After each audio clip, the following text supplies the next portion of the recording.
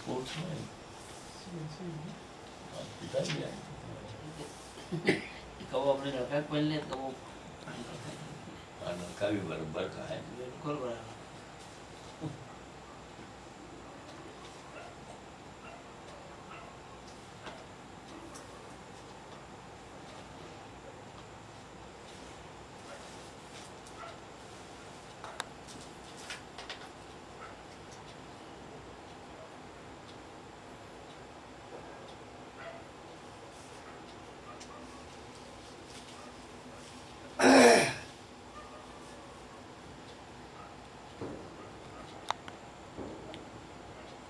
नारायणं नमस्कृत्य नरं चैव नरोत्तमं देवीं सरस्वतीं व्यासं ततो जयमुदीरयेत्। कृष्णाय वासुदेवाय हरये परमात्मने प्रणतक्लेशनाशाय कृष्णाय नमो नमः।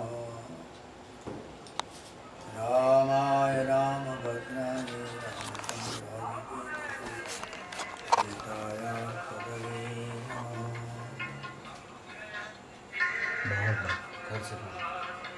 बाहर जाके सुन के बता दो। कल का प्रसंग चल रहा है माँ के श्री चरणों में।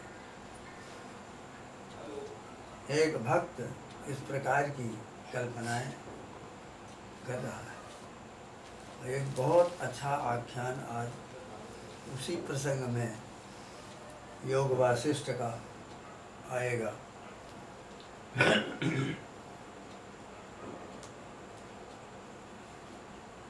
माँ से ही भक्त की पुकार है।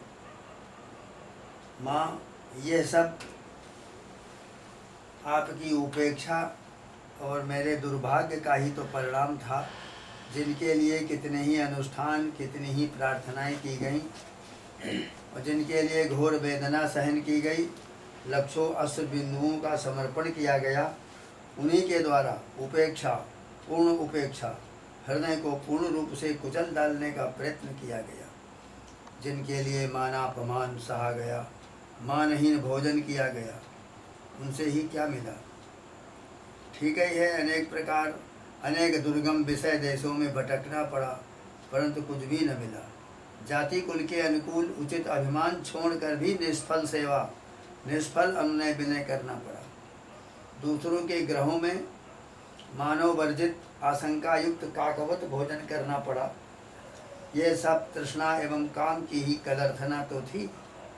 हे पाप कर्म निरते तृष्णे, तेरा क्या अब भी तुझे संतोष नहीं है? भ्रांतम देशमनेक दुर्ग विषयं प्राप्तं न किंचित् फलम् त्यक्त्वा जाति कुलाभिमानमुचितं सेवा कृता निष्फला। भर्तृहरि का भुक्तं मान विवर्जितं परगृहे स्वाशंकया काकवतो तृष्णे जृम्भसि पाप कर्म निरते नाद्यापि संतुष्यति। खलों की आराधनाओं में तत्पर होकर उनके विविध उल्लापों को भी सहा, हृदय के आंसुओं को रोक कर शून्य मन से उनके उपहासों को भी सहा। माँ, आखिर जीवन भी तो क्षणभंगुर ही है। आदित्य के गमनागमन द्वारा प्रतिदिन ही तो जीवन क्षीण हो रहा है। वो कार्यभार गुरु व्यापारों से काल का बीतना भी कहाँ मालूम पड़ रहा है। माँ, जन्म जरा मरणादि भीषण विपत्तियों को देखकर भी त्रास उत्पन्न नहीं होता। माँ, सचमुच मोहमयी प्रमाद मदिरा से हम सभी उन्मत्त हो रहे हैं। आदित्यस्य गतागतैरहरः संक्षीयते जीवनं व्यापारैर्बहुकार्यभार गुरुभिः कालो न विज्ञायते। दृष्ट्वा जन्मजरा विपत्तिमरणं त्रासश्च नोत्पद्यते। पीत्वा मोहमयीं प्रमादमदिरां मुनमत्तभूतं जगतो। ये भर्तृहरि अपने वैराग्य शतक में लिखा। 3 शतक लिखे, वैराग्य शतक, श्रृंगार शतक और नीति शतक। नीति शतक जीव जी का। भरतहर के कथनानुसार सचमुच आशा नाम की नदी अति भीषण है। विविध प्रकार के मनोरथ ही इसका जल है। विविध विषय तृष्णा तरंगों से ये आकुल है। राग ही उसमें ग्राह है। विविध वितर्क ही बड़े बड़े विहंगम हैं। धैर्य द्रुम का विध्वंसन करने वाली मोह रूपी आवर्तों से अति सुदुस्तर तथा प्रोत्तुंग चिंता रूपी तट वाली इस नदी को जो पार कर जाते हैं वे ही विशुद्ध मन वाले जोगी जन सुखी होते हैं। इत्वा मोहमयीं प्रमाद मदिराम उन्मत्त भूतम जगतो। ये प्रमाद रूपी मदिरा ये क्षणे क्षणे आती, ये घर में भी आती, ऑफिस में भी आती, गांव में भी आती, रास्ते में भी आती, सब जगह आती। मोहमयी मदिरा, क्योंकि इसमें स्वा का अभिमान सबसे पहले आता है। आशा नाम नदी मनोरथ जला, ये आशा नाम की नदी है और मनोरथ यही उसमें जल भरा हुआ है। तृष्णा तरंगा कुला, और तृष्णा जो है वही तरंग है उठ रही। राग ग्राहवती वितर्क विहगा धैर्य द्रुमध्वंसिनी। राग जो है वो ग्राह है और तृष्णा तरंग है। और विविध प्रकार का जो वितर्क मन के अंदर पैदा होता है वो वितर्क ही उसमें पक्षी हैं जो विहंगम आकाश में उड़ रहे हैं। मोहावर्त सुदुस्तराति गहना प्रोत्तुंग चिंता तटी तस्या पारगता विशुद्ध मनसो नंदन्ति योगीश्वरा। ऐसी नदी को कोई योगी जन विरले प्राप्त होकर पार कर ले जाते हैं। यह विषय सबके सब अवश्य ही बहुत दिन बाद भी जाएंगे ही। वियोग में कोई भी भेद नहीं, फिर भी प्राणी क्यों नहीं इनको स्वेच्छा से छोड़ता। यदि ये विषय स्वेच्छा से जाएंगे तो मन के अतुल परिताप के हेतु बनेंगे, किंतु यदि ये समझदारी के साथ इन्हें छोड़ दिया जाए तब तो वे अनंत शांति और सुख के हेतु बन जाते हैं। अंतहु तो ही तजहिंगे पामर तो न तजय जब ही से। मन पछतई है जब सर्वीते। तुलसीदास जी ने विनय पत्रिका में लिखा। अंत में ये सबके सब तुमको छोड़ करके चले जाएंगे। कोई साथी काम नहीं आएगा, कोई घर का आदमी काम नहीं आएगा, कोई वस्तु काम नहीं आएगी। तुम आज से ऐसे पामर बने हुए हो जो अभी से उसको छोड़ते नहीं। अवश्यम जातारस चिरतर मुखित्वा विषया वियोगे को भेदः त्यजति न जनो जत स्वयममून् व्रजन्तः स्वातन्त्र्यात् अतुल परितापाय मनसः स्वयं त्यक्त्वा सेते समसुखमनन्तं विदधति। परंतु फिर भी मोह महिमा विचित्र है। बेचारा पतंग दहन के भीषण स्वरूप को बिना जाने और अग्नि के उस दीपक में घुस जाता है। इतना मोह, इतना मोह उस प्रकाश से कि भीतर जाकर के भस्म हो जाता है। बेचारा मीन भी बिना समझे और बंसी में लगे हुए उस केचुआ के खाल को उसको और खाता हुआ और उसके गले में कांटा लग जाता है, पकड़ जाता है। परंतु हम लोग तो जानते हुए इन विशद जाल जटिल कामों को भी नहीं छोड़ पाते। अजानन माहात्म्यम पततु सलभस्तीव्र दहने समीनोपज्ञानात् बडि सयुत मसनातु पिसुतं विजानन्तो प्रेतत् द्वयमिह विसज्जाल जटिलान् न मुञ्चामः काम नह गहनो मोह महिमा। सचमुच जो विवेकी लोग विविध भोगों कांचन धनादिकों को अति निष्प्रियता के साथ छोड़ देते हैं वे बड़ा दुष्कर कार्य करते हैं। हम लोगों को तो कोई विशिष्ट भोग धनादि न पहले मिले न अब ही प्राप्त है, न आगे ही मिलने का ही दृढ़ विश्वास है, फिर भी केवल वांछा मात्र परिग्रह हम लोगों के छोड़े नहीं छूट रहा। इच्छा नहीं समाप्त हो रही, बनी हुई भी कल कुछ और मिलेगा, कल कुछ और मिलेगा। ब्रह्म ज्ञान विवेकिनो मलधियः कुर्वन्ते हो दुष्करम न प्राप्तानि पुरा न सम्प्रति न च प्राप्तो दृढ़ प्रत्ययः वाञ्छा मात्र परिग्रहाण्यपि परं त्यक्तुं न शक्ता वयम्। फिर भी वस्तुएं कभी स्थिर नहीं है। तभी तो एक भग्नशेष राजधानी देखकर कोई सहृदय व्यक्ति कहता है कि कभी यहाँ एक सम्राट था, उसके पार्श्व में ही सामंतक चक्र था, उसके समीप कितनी सुंदर राज परिषद थी, चंद्रबिंबानना दिव्य दिव्य स्त्रियाएं थीं, उनके विविध विलास वैभव थे, वे उद्रिक्त राजपुत्र समूह थे, वे स्तुति पाठक बंदी और वे विचित्र कथाएं थीं, परंतु सब कुछ जिस काल की महिमा से आज केवल स्मृति शेष रह गए उस काल को नमस्कार।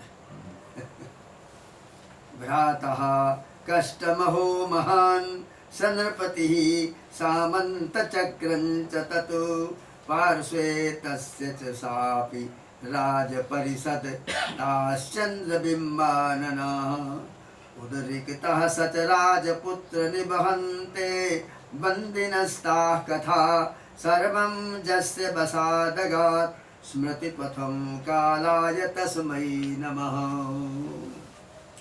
माँ आपकी मंगलमयी कृपा हो तब तो सहस्त्रों महापुरुषों के वचन हैं जिनके अविवेकांध प्राणियों की भी आंखें खुल जाती हैं। हे चित्त, इस मोहांधकार का मार्जन करके प्रभु के चरणारविंद में प्रीति कर एवं गंगा रज में ही आसंग कर।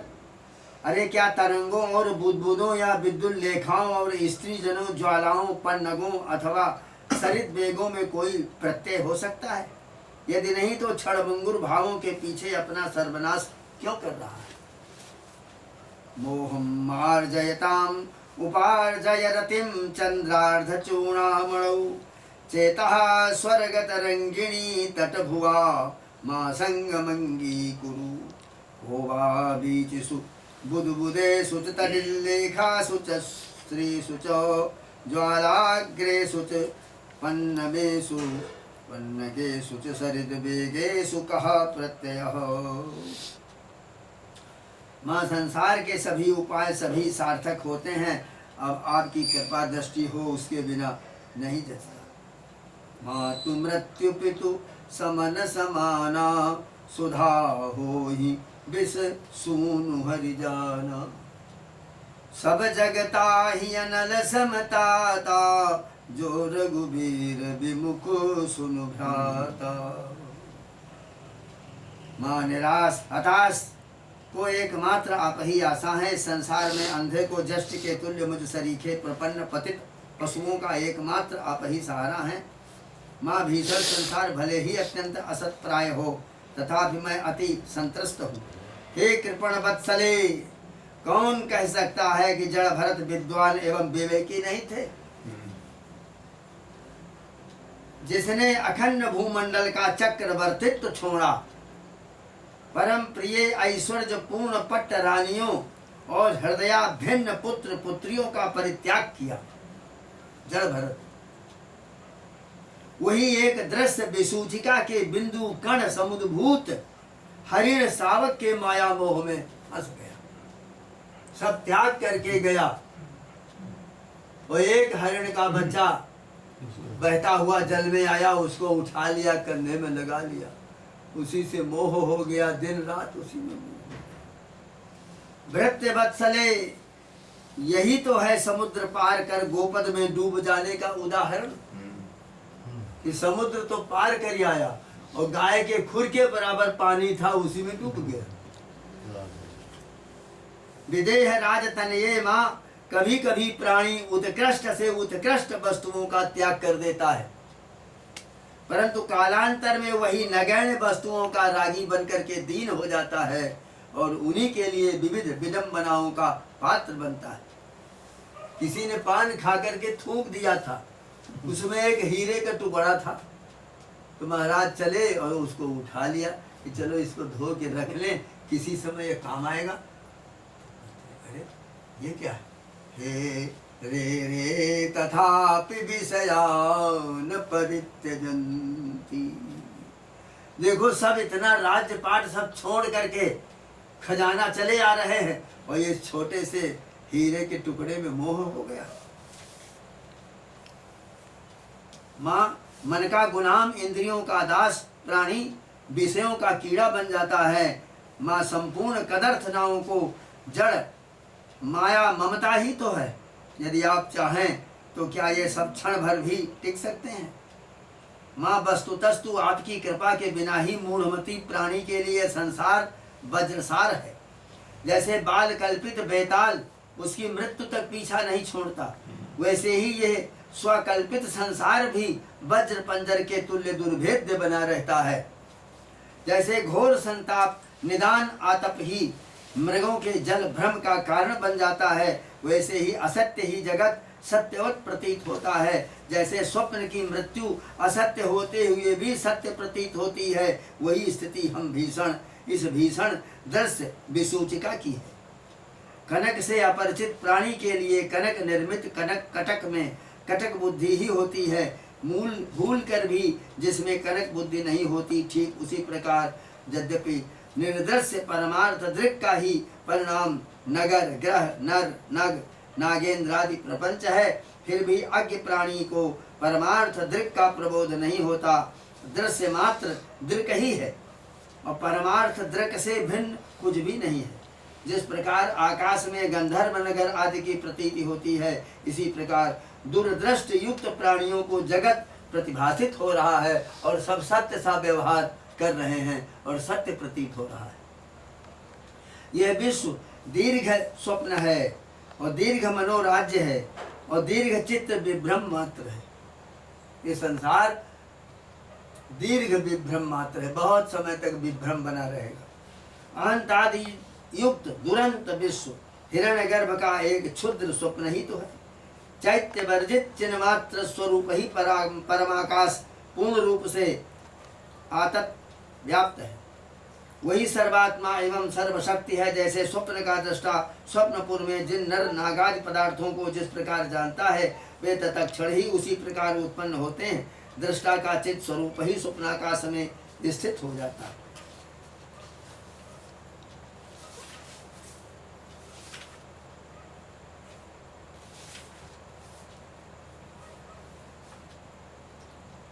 वशिष्ठ रामायण में एक इंद्र और अहल्या का आख्यान है।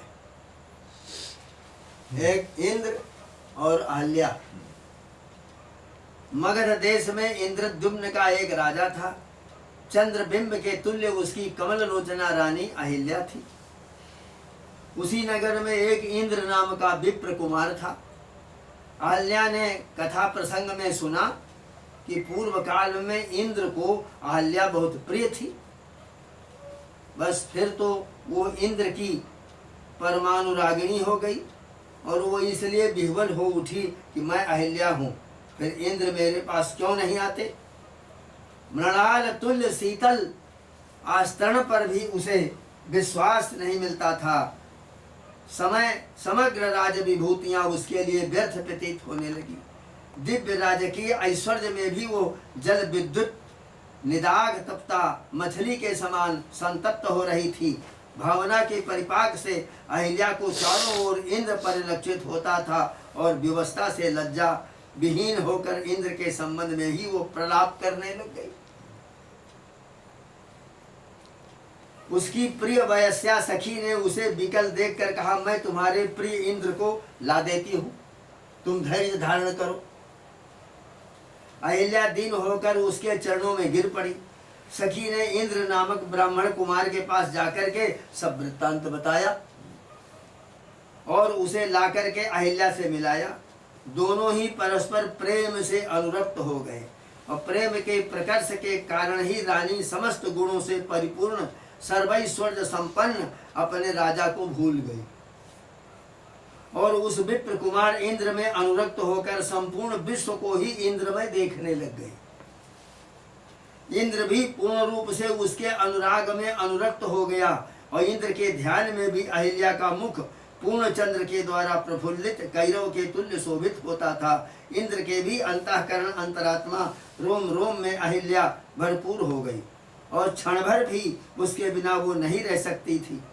इस प्रकार अति सघन स्नेह के कारण उनके व्यवहार निरावरण हो गए, लज्जा विहीन हो गए। राजा इंद्रद्युम्न को यह वृत्तांत विदित हो गया।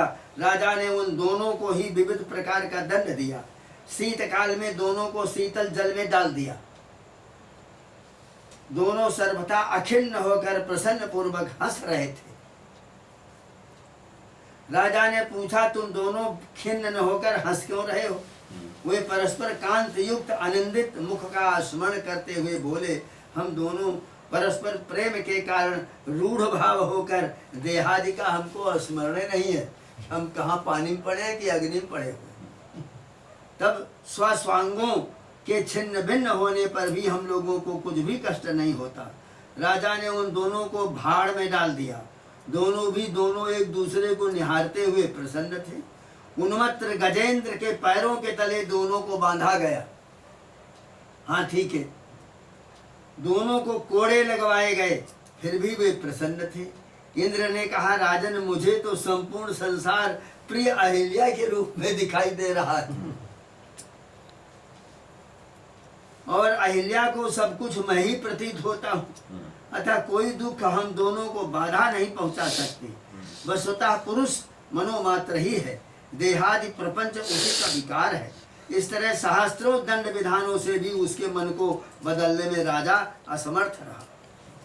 वस्तुतः दृढ़ निश्चय वाले मन को भिन्न करने की शक्ति किसी में नहीं। शरीर भले ही वृद्धि को प्राप्त हो, भले कभी कण कण विदीर्ण हो जाए, दृढ़ निश्चय वाला मन भावित अर्थ में स्थिर ही रहता है। अभीष्ट अर्थ में आविष्ट मन को बाधा पहुंचाने में शरीरस्थ भाव समर्थ नहीं होते। तीव्र वेग से मन जिस भाव का चिंतन करता है उसे ही देखने लगता है। बर सांप का कोई भी क्रिया उस मन को विचलित नहीं कर सकती।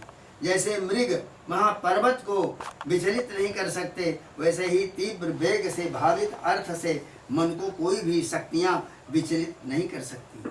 महोत्सेध देवागार में भगवती के समान यह असिता पांगी मेरे मनः कोश में प्रतिष्ठित है, अतः जीवनाधिका प्रियतमा से रक्षित होने के कारण मुझे कोई भी दुख नहीं व्यापते। जैसे मेघमाला से